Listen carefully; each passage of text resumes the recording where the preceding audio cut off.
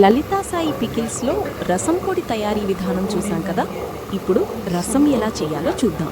దానికి కావలసిన పదార్థములు: తయారు చేసుకున్న రసం పౌడర్, టమాటాలు, కరివేపాకు, కొత్తిమీర, తాలింపు గింజలు, ఆవాలు, జీలకర్ర, వెల్లుల్లి, ఉప్పు, చింతపండు, ఇంగువ.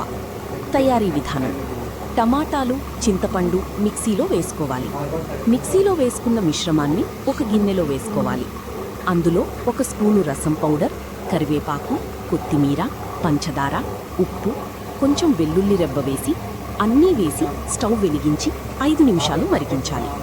మరిగిన తర్వాత తాలింపు సిద్ధం చేసుకొని స్టవ్ వెలిగించి బాండీ పెట్టి నూనె, ఆవాలు, జీలకర్ర, వెల్లుల్లి, ఇంగువ, ఎండుమిర్చి అవి వేసి తాలింపు చేయాలి. తాలింపు వేడివేడి రసంలో పొయ్యాలి. అంతే, రసం రెడీ.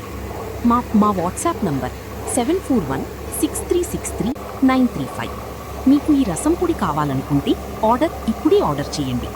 మా వద్ద ఇంకా మినపవడియాలు, ఊర మిరపకాయలు, టమాటా పచ్చడి, పండుమిర్చి పచ్చడి, పండుమిర్చి గోంగూర, అల్లం, నిమ్మకాయ మరియు టీ టైమ్ స్నాక్స్ అవైలబుల్గా ఉన్నాయి. ఇప్పుడే ఆర్డర్ చేసుకోండి. ధన్యవాదాలు.